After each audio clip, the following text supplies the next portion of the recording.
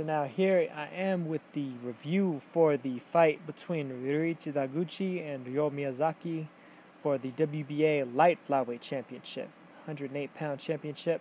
Of course, Taguchi was the defending champion, managed to turn back Ryo Miyazaki, who himself is actually a former champion, albeit a former champion at 105 pounds. He was the WBA minimum weight champion a few years ago.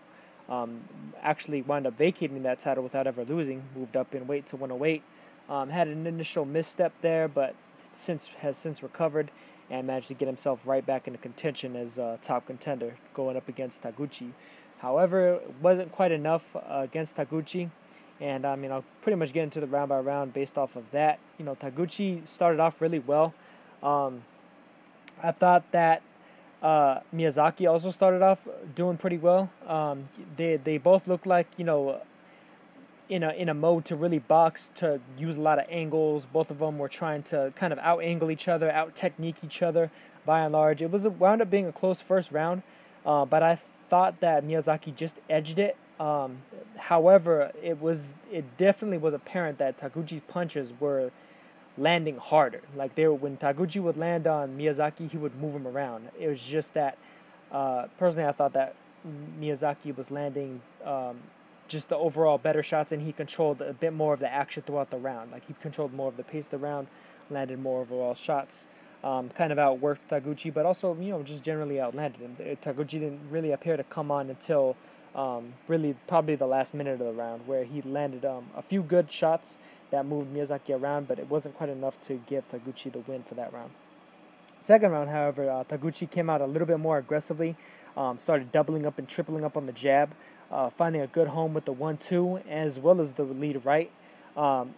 Miyazaki was looking to try and be a bit more evasive, and just to give you an idea of the heights involved, Taguchi's 5'6", Miyazaki's a little bit less than 5'2", so there's definitely a very big height disadvantage for Miyazaki. However, Miyazaki was basically trying to use Taguchi's height against him and trying to basically shoot off hooks as Taguchi leaned inside as he was getting his own shots off. The thing is, though, that Taguchi is really good at keeping his distance by and large. He's one of these guys that is a tall fighter that's very capable at both boxing you on the outside, outboxing you on the outside, as well as outfighting you on the inside. He's one of the rare fighters, especially a guy that's tall for his weight class, that I've seen that's been able to kind of manage a balance between great infighting and great outfighting. By and large, a lot of taller type fighters can't necessarily work that balance as well. They're either really good outfighters or really strong, powerful infighters. He's able to mix it up and do a little bit of both. And I thought that wound up winning him the second round as he started circling around Miyazaki. Miyazaki was almost like doing a little bit of a Philly shell type of defense, which he tends to do.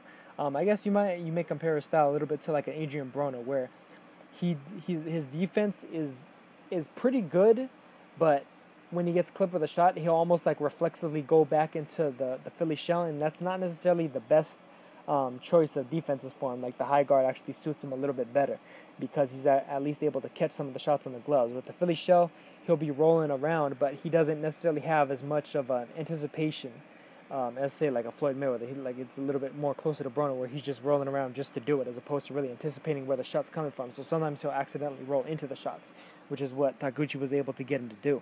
And Taguchi is not just a long and tall fighter, is the fact that he's very ambidextrous. He's able to almost kind of shift into a southpaw stance momentarily, then throw a left hook from that southpaw stance to get himself back orthodox, and almost shift between the two stances in the midst of a combination. He's very, very good at doing that. Almost like the way say a Dimitri Pirog was able to do against Danny Jacobs for a fight that a lot of you guys probably remember.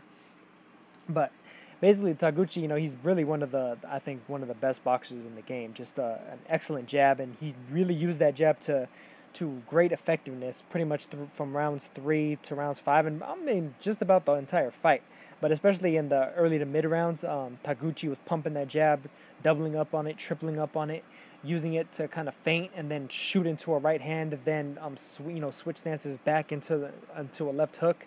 And the thing is, Miyazaki it seemed like he found it troubling to deal with not only the speed but that volume and the ability for Taguchi to switch back and forth between stalking Miyazaki and circling him, because Taguchi would almost switch back and forth between, like, he would start off around stalking him or start off around circling him, then he would switch, like, by the minute into either whatever he wasn't doing before. So he'd start off around stalking, then all of a sudden, like a minute in, even though he was having success while stalking and getting Miyazaki up against the ropes, pinning him on the ropes, all of a sudden he would start circling Miyazaki, and then it's like Miyazaki would have to start adjusting his entire game plan, trying to start adjusting exactly which angles he was trying to use to get his own shots off, his own counter shots especially.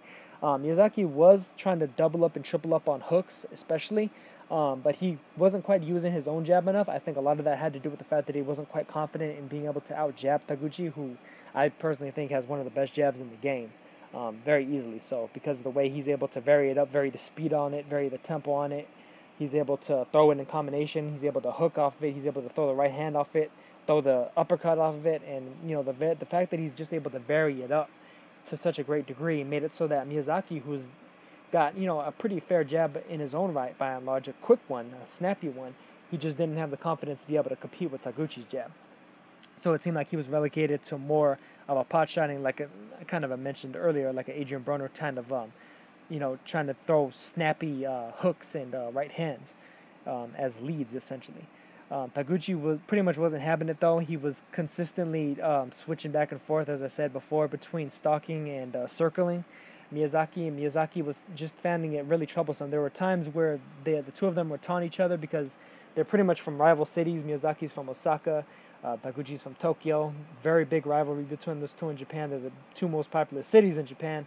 And whereas a lot of people consider people from Tokyo to be a bit more on the cold and like keeping to themselves side, people from Osaka tend to have a stereotype of being like a bit more outgoing and boisterous. However, Taguchi in his own right, I think he kind of breaks out of that shell and gets a little bit boisterous on his own. So considering this was in Tokyo, of course he had the home crowd behind him. He was looking to show out. He would taunt Miyazaki at times. He bolo punched a couple of times in there. He'd drop his hands. Miyazaki would kind of beckon him to come forward and come fight him and everything. And so it was a nice little bit of a tete-a-tete between the two of them, especially considering their similar age as well. They basically have come up in a similar era, Taguchi being 29 and Miyazaki being 28. But it probably wasn't until the later rounds, until about rounds 8, 9, and 10, where Miyazaki started to mount a little bit of a mini comeback, where he was able to box at least on even terms, even if he was still potentially losing the rounds. He was able to at least box on more even terms with Taguchi, as it appeared like Taguchi was kind of coasting a little bit more because it seemed like he had a very big lead, which on my card he definitely did. Miyazaki was able to kind of catch up to him in the later rounds, was able to feint a little bit and kind of goad Taguchi into giving up his height a little bit, and he would combo on the inside. Then he would almost like, as Taguchi would try to counter him and kind of would be bending down into his own shot, it's like Miyazaki would start clinching him, like almost put him in a headlock. And he did that pretty consistently, like and to good effect. He was able to actually kind of break up Taguchi's tempo with clinches off of his own shots, and then he would break his own clinches with good combination counter shots, which was a smart move from Miyazaki. But eventually Taguchi was able, well, not even eventually, but pretty quickly Taguchi was able to kind of figure out what Miyazaki was trying to do to him, and went back to kind of mixing up his own style, switching up stances, switching weight, shifting weight. He's really good at shifting weight. And moving both his torso, his waist, and his head and shoulders. Like he's able to almost like put himself into like almost like a funky bob and weave. In spite of the fact that he's so much taller than the opponent, he makes himself a very elusive target. And Miyazaki really found that consistently difficult to hit, essentially, against Taguchi. Taguchi wound up coming back in the 11th round really well, won that one clearly. They traded a little bit here and there, as it seemed like where Taguchi's stamina started to give way just a tad. Their skills, their technical proficiency appeared to be a bit more of an even plane when Taguchi didn't have just that same kind of speed and overall volume advantage over Miyazaki.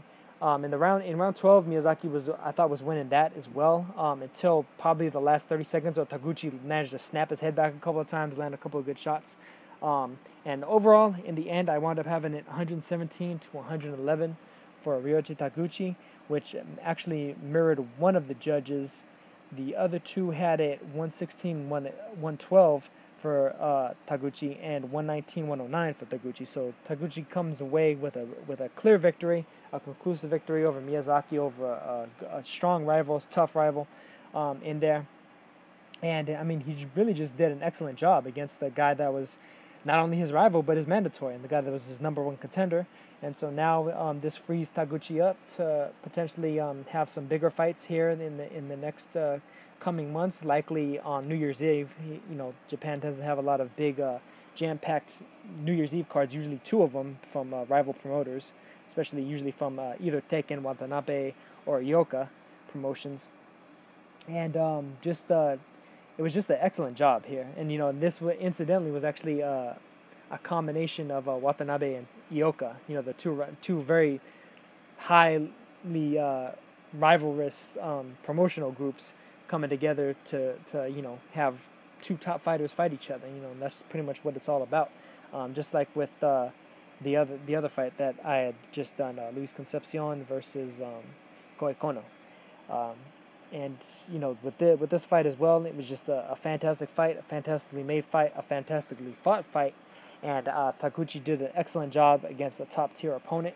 Taguchi, I think he really deserves to start getting some pound for pound accolades. Honestly, just based off of the wins that he's managed to achieve, as well as based on the manner of victory he's achieved them. Miyazaki makes now the 6th either current, former, or future world title holder that Taguchi has beat. He defeated Yu Kimura, who is now a former WBC light flyweight champion. Defeated Alberto Rosell, who himself was a champion. Florante Candes, who was a world champion at 105, if I remember correctly. Juan Jose Landaeta in his last fight, who was a minimum weight champion as well years back. And then now Ryo Miyazaki, who was a minimum weight champion just a few short years ago, and was also his #1 contender, his mandatory. So Taguchi's taking care of business, doing a really solid job. He's definitely, in the absence of Dani Nietes, now that Nietes has moved up to 112 pounds, he's going to be fighting Edgar Sosa in a few weeks. Taguchi is basically the new #1 fighter at the weight class by default. There are several tough opponents out there for him, however. A big money fight with Akira Yagashi in the unification before the IBF and the WBA belts would be a big fight. Not sure necessarily if it's going to happen, because there are talks between Yagashi to fight Katsunari Takayama, who just recently won a WBO title, as I've mentioned recently. I've done a video on recently against Rico Kano, becoming a 6-time world champion. He's a guy that's had all 4 of the belts at 105, so it's looking like he may move up in weight to fight Yagashi pretty soon, if not even Taguchi. But I think Yagashi is a little bit more Takayama speed. I'm not sure if he could handle just the overall skill and physicality that Taguchi presents. He's a very difficult proposition at 108 pounds for anybody. The WBO title, of course, is now going to be vacant now that Nietes is moving up to 112. So it's most likely that Moises Fuentes and Kosei Tanaka, the #1 and #2 fighters at the weight class, both incidentally former minimum weight champions, former strawweight champions, and Fuentes being also a former contender, several-time contender for the WBO Light Flyweight title. It looks like they'll probably be fighting potentially on a New Year's card. Ganagan Lopez for the WBC champion, is looking to try and get a rematch with Pedro Guevara, who, funny enough, had defeated Lopez before Lopez ever became a champion. Guevara lost to Yu Kimura, a fighter that I mentioned, of course, who Taguchi beat before Kimura ever became a champion.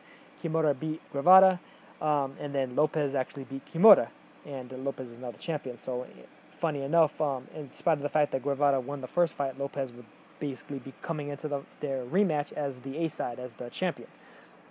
But any of those fights would be excellent for Taguchi, but considering basically all the things that I just mentioned, it's most likely that he's not going to be unifying for his next fight, but there still are really solid opponents for him to fight against. Namely, Roman Chocolatito Gonzalez's cousin, Christopher Rosales, another very tall fighter at 108 pounds, a guy that's actually, I think, even taller than Taguchi, maybe about 5'7". But, regardless of where he goes for his next fight, he's always going to be fun to watch. Very high skill level fighter, one of the nicest jabs in the business. And that's pretty much all I got to say on this one. So I'll catch you guys in the next one. Peace.